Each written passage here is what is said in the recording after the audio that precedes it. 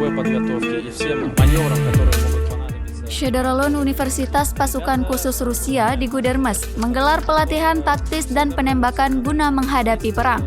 Dalam video yang diunggah di Telegram, Jumat 1 April 2022, mereka yang terlibat bukan para militer melainkan sukarelawan Rusia.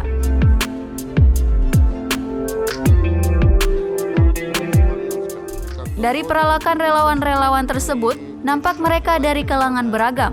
Mereka yang terlibat menjadi sukarelawan Rusia telah menyatakan keinginannya untuk ambil bagian dalam operasi khusus di Ukraina. Pelatihan tidak hanya diberikan kepada sukarelawan dari Republik Chechnya, tetapi juga dari wilayah lain di Rusia.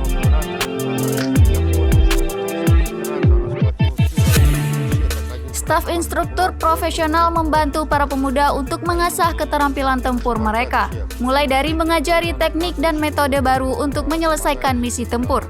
Setelah melewati pelatihan yang sesuai, para pejuang akan dapat melakukan pekerjaan yang efektif, setara dengan militer profesional, salah satunya turun bertempur di Ukraina.